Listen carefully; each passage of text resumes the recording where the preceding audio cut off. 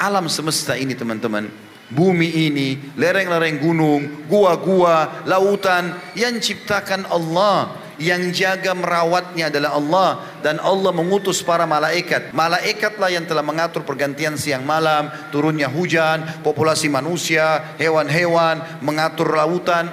Malaikat, tidak ada ini, syaitan lemah. Allah mengatakan inna kaida syaitani kana dhaifa. Syaitan lemah, dia hanya terlihat kuat bagi orang yang sengaja takut-takuti dirinya. Antum biar jalan di kuburan, biar lewat di lembah, gak ada yang ganggu antum itu. Yang buat terganggu gara-gara dia sendiri membuat rekayasa-rekayasa informasi dusta, bohong. Bukankah sinetron kita perusakan akidah di Indonesia ini sering terjadi?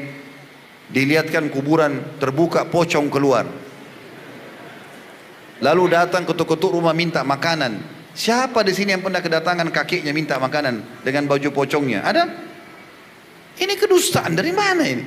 Tapi kalau antum tanamkan itu sebagai sebuah keyakinan, nanti antum bisa lihat betul permainan syaitan.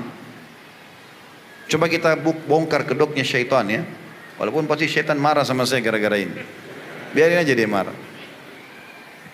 Kalau ada orang bunuh diri di satu rumah, saya pernah tanya jemaah saya ini, Bapak Ibu sekalian, kalau ada rumah, ada orang pernah bunuh diri di situ, mau beli nggak rumahnya?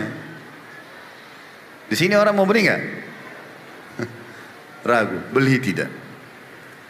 Banyak orang bilang enggak Ustaz. Kenapa? Ada ruh gentayangan. Karena ada orang bunuh diri. Nanti ada suara malam-malam, nanti ada begini dan begitu.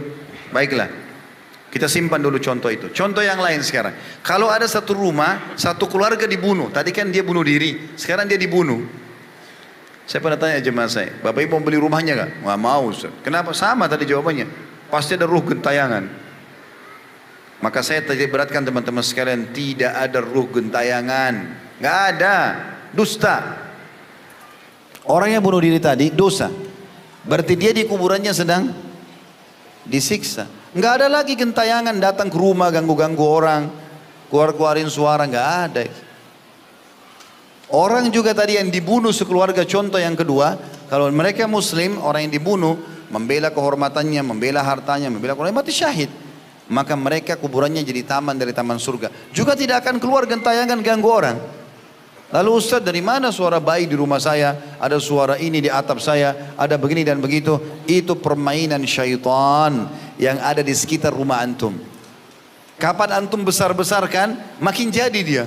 Oh kayaknya saya takut ke belakang rumah, nanti ada suara ini. Padahal tidak ada suara sebelumnya, dia yang buat itu.